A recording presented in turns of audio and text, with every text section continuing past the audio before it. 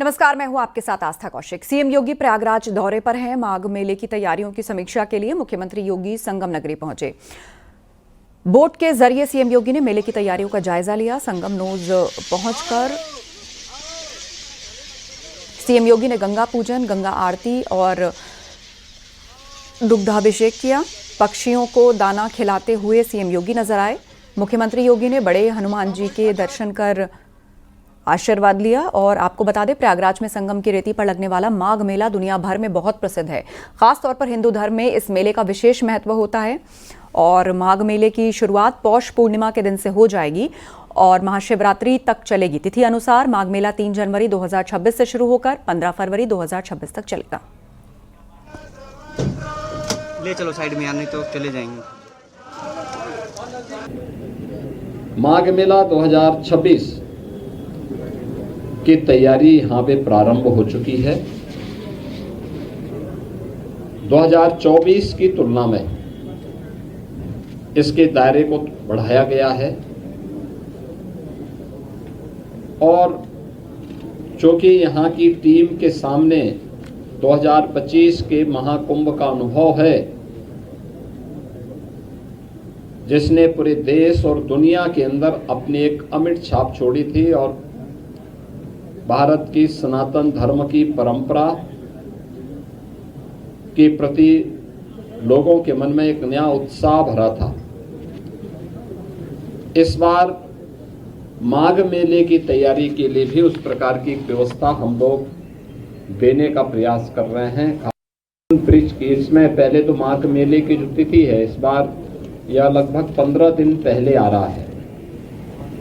3 जनवरी को पौष पूर्णिमा है, 15 जनवरी को मकर संक्रांति, 18 जनवरी को मौनी अमावस्या, 23 जनवरी को बसंत पंचमी, 1 फरवरी को माघी पूर्णिमा और 15 फरवरी को महाशिवरात्रि। ये 6 स्नान होंगे, जिनमें कल्पवासियों की संख्या पौष पूर्णिमा 3 जनवरी से लेकर के 1 फरवरी तक उनकी बड़ी संख्या रहेगी। और कमोवेश यहाँ देखने को मिलता है कि 20 लाख से लेकर के 25 लाख कल्पवासी इस पूरे मेले में 1 माह का यहाँ प्रवास करते हैं और इस एक महीने के अपने प्रवास के दौरान यहीं पे माँ गंगा के सानिध्य में उनकी साधना चलती है।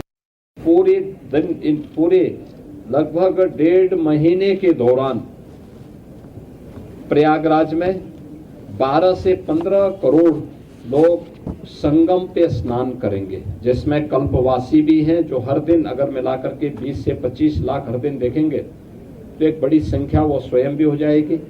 बाकी अन्य श्रद्धालु आते हैं जो प्रदेश से, देश से, अलग अलग क्षेत्रों से। उत्तर प्रदेश सरकार से जुड़े हुए सभी संबंधित विभागों को इस कार्यक्रम के साथ जोड़ा गया है। और लखनऊ से खबर है, एसआईआर पर अखिलेश यादव का बयान सामने आया है। अखिलेश यादव ने कहा, बीजेपी जानबूझकर करवा रही है एसआईआर। एसपी की जीती सीटों पर वोट काटने की तैयारी चल रही है। यूपी, बंगाल की हर विधानसभा में वोट काटे जाएंगे, ये अखिलेश यादव ने आरोप लगाया है। सबसे महत्वपूर्ण बात यह है कि भारतीय जनता पार्टी, उनकी सरकार, उनके अधिकारी और चुनाव आयोग मिलकर के ये तैयारी कर रहे हैं कि 2024 में जिन विधानसभाओं में समाजवादी पार्टी जीती है, इंडिया गठबंधन जीता है, उन विधानसभाओं में 50,000 से ज्यादा वोट काट दिया जाए एसआईआर के बहाने। यही यूपी में हो रहा है, यही वेस्ट बंगाल में तैयारी चल रही है। तो इसलिए हम लोग सावधान हैं। हम पॉलिटिकल लेवल पर, अपनी पार्टी के स्तर पर सभी कार्यकर्ताओं को आपके माध्यम से, अपने संगठन के लोगों को आपके माध्यम से ये अपील भी करते हैं कि पूरी जिम्मेदारी के साथ ये अपनी वोटर लिस्ट ठीक करें। डिप्टी सीएम केशव प्रसाद मौर्य ने एसआईआर मुद्दे पर इंडी गठबंधन पर निशाना साधा। उन्होंने कहा कि संवैधानिक संस्थाओं का अपमान करना राहुल गांधी गैंग की आदत हो चुकी है। संवैधानिक संस्थाओं का अपमान करना, यह श्री राहुल गांधी गैंग जो है, जिसमें श्री अखिलेश यादव भी हैं, श्री तेजस्वी यादव भी हैं और टीएमसी की सुश्री ममता बनर्जी जी भी हैं। मैं इतना ही कहूँगा कि जो SIR का विरोध कर रहे हैं वह राजनीतिक रूप से आत्महत्या करने की कोशिश कर रहे हैं। SIR यह मतदाता सूची के शुद्धिकरण का एक तरह से पवित्र यज्ञ है और किसी भी देश के संविधान और उस देश के मजबूत लोकतंत्र का एक आधार बनता है। हमारा संविधान कहता है कि मतदाता सूची में कोई सुधार करना है, कोई मतदाता मृतक हो गया है, कोई मतदाता का नाम 2 स्थानों पर है, कोई देश के बाहर का कोई घुसपैठिया मतदाता सूची में आ गया है, तो उसका 20-20 साल में उसका शुद्धिकरण करना चाहिए। वो कार्यक्रम चल रहा है। इसमें कांग्रेस सहित, समाजवादी पार्टी सहित, राष्ट्रीय जनता दल सहित तृणमूल कांग्रेस और विपक्षी हाहाकार मचा रहे हैं, लेकिन इसका जवाब जनता दे रही है और बिहार में दिया है। SIR के बाद वहाँ चुनाव हुआ और चुनाव में जिन लोगों ने SIR का विरोध किया वो चारों खाने चित पड़े हैं। बरेली में मौलाना तौकीर रजा के करीबियों पर बुलडोजर की कार्रवाई जारी। फ्लोरा गार्डन और जगतपुर मार्केट पर बुलडोजर की कार्रवाई की गई। सरकारी संपत्ति पर BDA के नियमों की अनदेखी कर निर्माण किया गया था। मौके पर भारी फोर्स तैनात रही। ये कार्रवाई थाना बारादरी इलाके में की गई। तो फ्लोरा गार्डन, जगतपुर मार्केट में ये एक्शन हुआ है। बुलडोजर कार्रवाई की गई है। प्रशासन की जमीन पर कब्जा करके सब बनाया गया था। तौकीर रजा के करीबियों पर यह कार्रवाई की गई है। बुलडोजर वाली कार्रवाई, फोर्स तैनात। विकास प्राधिकरण की तरफ से कार्रवाई की जा रही है। ये इस बिल्डिंग का कोई नक्शा पास नहीं है। इनको बकायदा सुनवाई की गई, नोटिस किया गया और इनके द्वारा कोई मानचित्र नहीं दिखाया गया, ना इनके द्वारा मानचित्र पास कराया गया। जैसा कि बरेली विकास प्राधिकरण एक्ट के अंतर्गत जो नियम दिए गए हैं उसी के अंतर्गत आदेश पारित किया गया बकायदा और उसके तहत आज ध्वस्तीकरण आदेश की एग्जीक्यूशन। संभल में अवैध मकानों पर बुलडोजर के संभावित एक्शन को लेकर हड़कंप मचा है। लोगों ने तहसील पर प्रदर्शन कर मकानों के पट्टे का दावा किया और साथ ही मकानों पर बुलडोजर कार्रवाई न करने की मांग की। संभल के हसनपुर मुजफ्ता में 90 बीघा जमीन पर कब्जा कर खेती और अवैध निर्माण के CM के जनता दर्शन में शिकायत हुई थी, जिसके बाद तहसील प्रशासन खेती की जमीन को खाली करा रहा है। वहीं सरकारी जमीन पर बनाए गए अवैध मकानों की पैमाइश और मकानों पर निशान लगाए गए हैं। मकानों पर जल्द ही बुलडोजर कार्रवाई की आशंका है।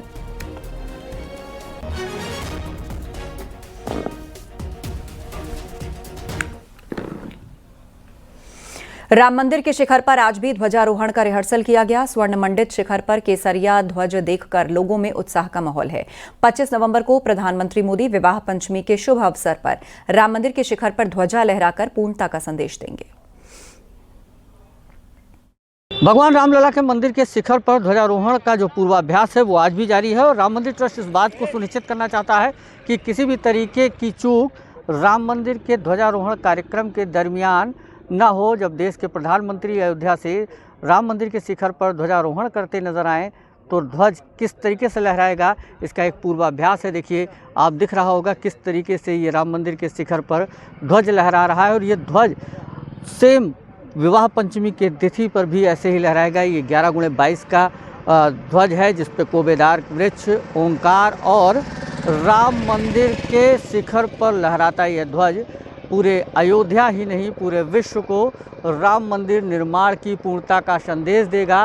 ध्वज के नीचे बाकायदा एक व्यक्ति है जो इसकी डोरी और जो मैनुअली और मशीनरी दोनों जो केबल है उसको ठीक कर रहा है और लगातार इसको लेकर के पूर्वाभ्यास का दौर जारी है ताकि जब देश के प्रधानमंत्री 25 नवंबर विवाह पंचमी को यहाँ ध्वजारोहण करें तो उस दरमियान किसी तरीके की कोई चूक ना हो। सहयोगी सर्वेश के साथ निमित गोस्वामी, न्यूज़ 18 अयोध्या।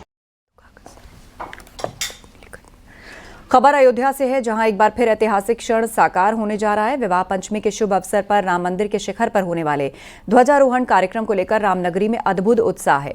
राम मंदिर ट्रस्ट का दावा है कि देश भर के कई प्रमुख मठ मंदिर इस समारोह से जुड़ चुके हैं और जैसे ही अयोध्या में रामलला के मंदिर के शिखर पर ध्वज फहराया जाएगा, वैसे ही पूरे भारत के मंदिरों में ध्वज बदले जाएंगे। राम मंदिर ट्रस्ट के सदस्य डॉक्टर अनिल मिश्रा ने बताया, देश के कई मंदिरों में राम भक्त खुद तैयारी कर रहे हैं और विवाह पंचमी को ध्वज परिवर्तन का उत्सव मनाया जाएगा। कि प्रभु राम के नूतन मंदिर पर प्राण प्रतिष्ठा के बाद ध्वजारोहण का कार्यक्रम संपन्न हो रहा है, तो सब लोग उस दिन अपने मंदिरों का ध्वज कई लोग बदलने वाले हैं, ये समाचार कई जगह से आ रहा है, तो वो हमने आपसे चर्चा किया था। निश्चित रूप से ये उत्साह का समय है, आनंद का समय है, और देश का समाज इस दिन की प्रतीक्षा में था। निश्चित रूप से हर मंदिर उस दिन उत्सव मनाएगा, अपना ध्वज भी बदलेगा, और वहाँ उत्सव के रूप में वो दिवस होगा। राम मंदिर में विजय ध्वज लहराने देश के प्रधानमंत्री 25 नवंबर विवाह पंचमी को पहुंचेंगे।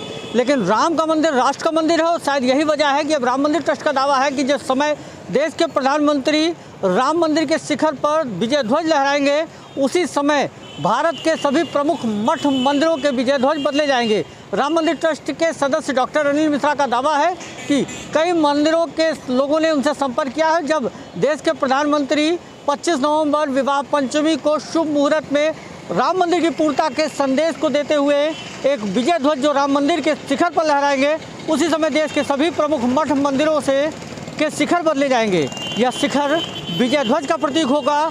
राम मंदिर राष्ट्र का मंदिर है, शायद यही वजह है कि अब बड़ी संख्या में इसमें लोग सहभागिता को तैयार हैं। और ध्वजारोहण के लिए जब यहाँ पर 7,500 से ज़्यादा मेहमान आमंत्रित होंगे और इसके साथी होंगे, तो वहीं पूरे देश में इसका उल्लास और उत्साह देखने को मिलेगा। सहयोगी सर्वेश के साथ निमित गोस्वामी, न्यूज़ 18 अयोध्या। अयोध्या में ध्वजारोहण कार्यक्रम को लेकर हर रोज जश्न का माहौल है। हिंदू संगठनों ने खुशी जताई।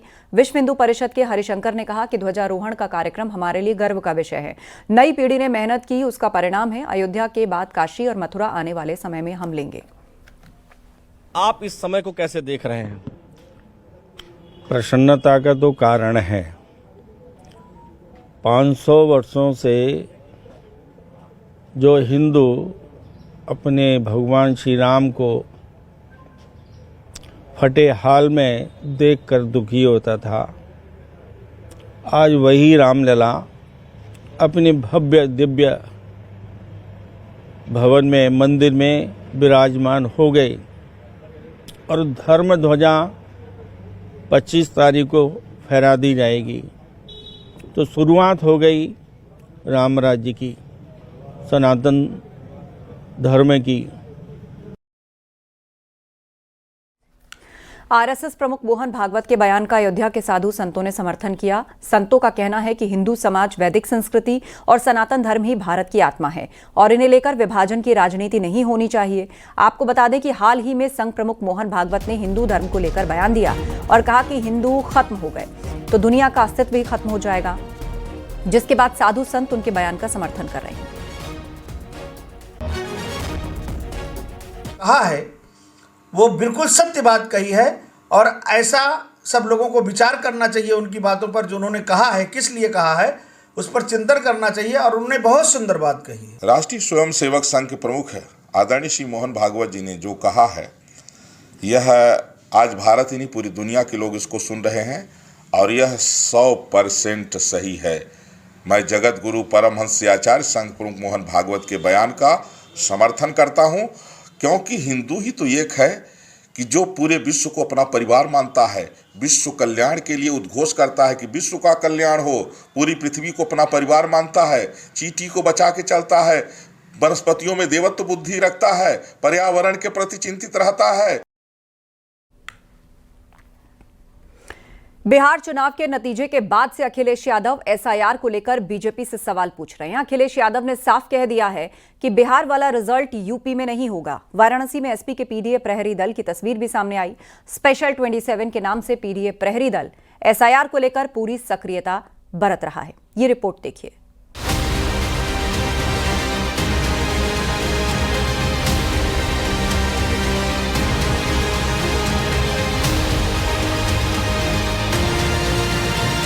बिहार चुनाव के बाद अखिलेश जहां लगातार एसआईआर पर सवाल खड़े कर रहे हैं, वहीं यूपी में समाजवादी पार्टी का पीडीए प्रहरी दल एसआईआर पर नजर रखेगा।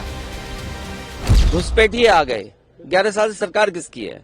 घुसपैठिए आए तो उन्हीं की सरकार में आए होंगे, तो कम से कम उन्हें ये बताना चाहिए कि 2014 से पहले कितने घुसपैठिए आए और 2014 के बाद आज तक कितने घुसपैठिए आए। अगर उनके पास संख्या नहीं है, इसका मतलब ये है कि वो आपस में एक दूसरे को नीचा दिखाना चाहते हैं।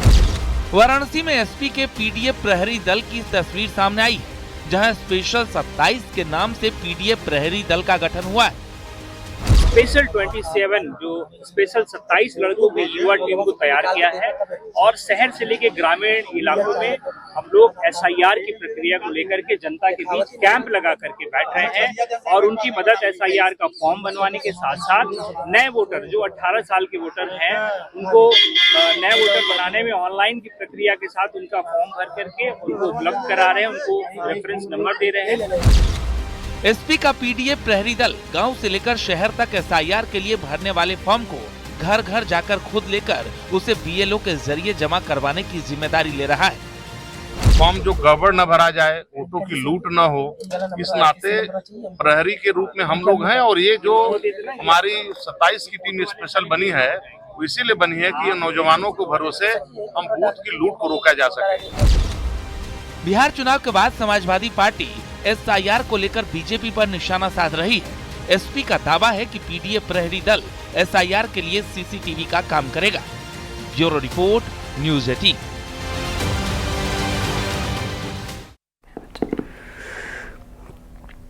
अल फलाह यूनिवर्सिटी के समर्थन में उतरे मदनी। जमीयत उलेमाए हिंद के अध्यक्ष मौलाना अरशद मदनी ने समर्थन किया। न्यूयॉर्क लंदन मुस्लिम मेयर बन सकता है, ये कहा मदनी ने। हिंदुस्तान में मुस्लिम वाइस चांसलर भी नहीं बन सकता। आज अल फलाह का हाल क्या हो रहा है, ये कहा अरशद मदनी ने। हिंदुस्तान के अंदर किसी मुस्लिम यूनिवर्सिटी का कोई आदमी वाइस चांसलर नहीं बन सकता, और अगर बनेगा तो आजम खां की तरह जेल के अंदर जाएगा, इकबाल की तरह औलाद जेल में डाल दी जाएगी। आज देख लीजिए अल फलाह का क्या हो रहा है, जेल में पड़ा हुआ है और कितने साल जेल के अंदर गुजरते हैं नहीं जानता कोई आदमी। कौम, गवर्नमेंट मुल्क की आजादी के बाद इस पर लगी हुई है कि मुसलमान को सर नहीं उठाने देना है। इंटरनेशनल आर्म्स रैकेट का बड़ा भंडाफोड़ हुआ। दिल्ली एनसीआर में पाकिस्तान से भेजे गए हथियार बरामद किए गए। पाकिस्तान से ड्रोन के जरिए हथियार पंजाब भेजे गए थे। गैंगस्टर्स को हथियार सप्लाई करने वाले 4 आरोपी गिरफ्तार किए गए। एक यूपी के बागपत का रहने वाला है। ये लोग लॉरेंस, बम्बीहा, गोगी और भाऊ गैंग को हथियार सप्लाई करने वाले थे, लेकिन उससे पहले भारी मात्रा में अत्याधुनिक हथियारों की खेप पकड़ ली गई।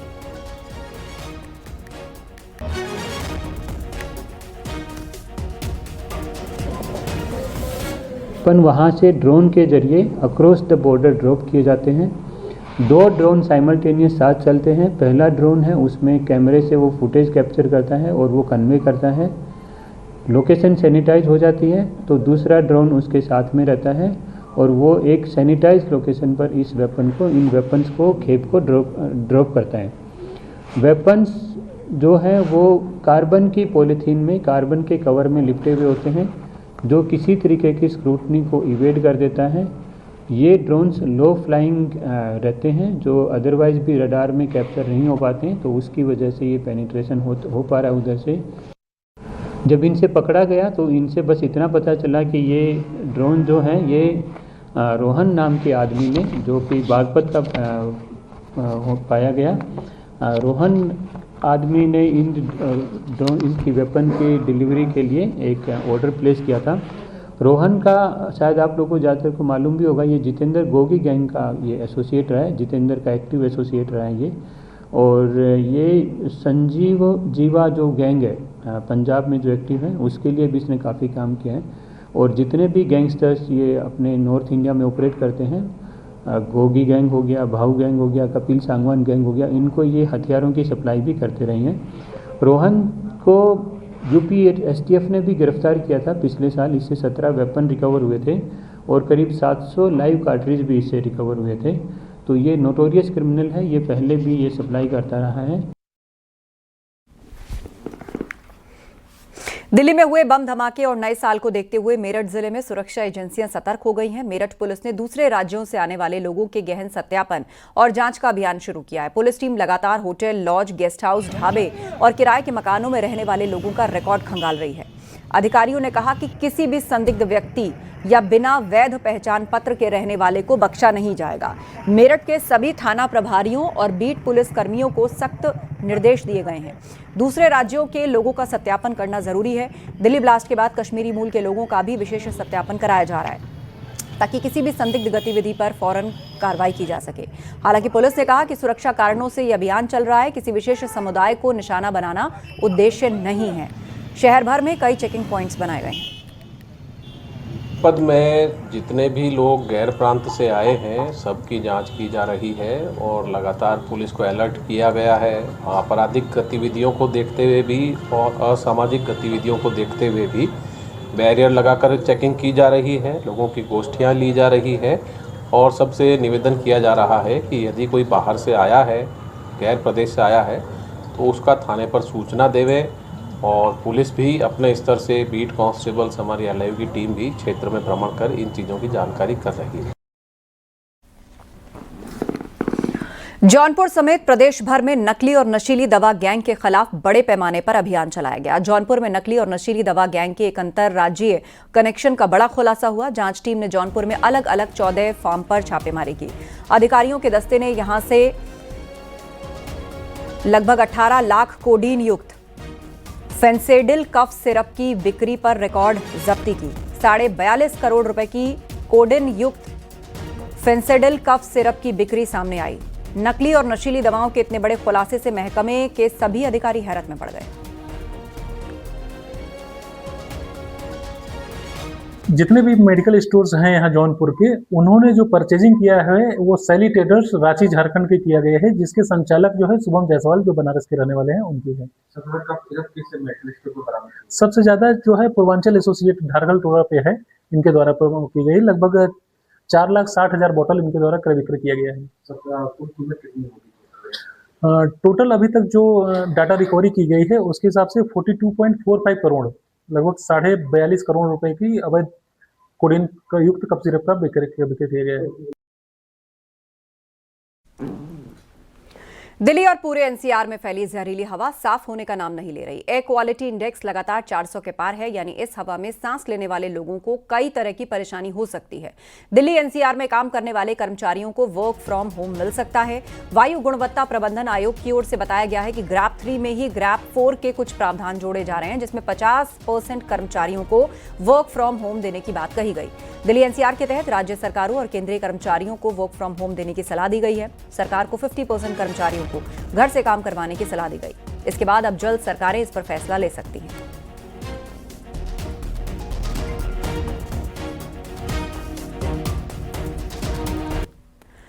बीएपीएस स्वामी नारायण संस्था ने संयुक्त राष्ट्र में भारत के स्थायी मिशन के सहयोग से वियना स्थित संयुक्त राष्ट्र कार्यालय में अंतर्राष्ट्रीय समारोह का आयोजन किया, जिसमें बैप्स स्वामी नारायण संस्था ने एक साथ 2 अहम उपलब्धियों को सेलिब्रेट किया। बैप्स के संयुक्त राष्ट्र आर्थिक और सामाजिक परिषद के साथ 30 साल लंबी मजबूत साझेदारी पूरी की। वहीं ब्रह्म स्वरूप प्रमुख स्वामी महाराज के संयुक्त राष्ट्र मुख्यालय में दिए गए विश्व प्रसिद्ध मिलेनियम वर्ल्ड पीस समिट संबोधन के 25 साल पूरे होने का भी उत्सव मनाया।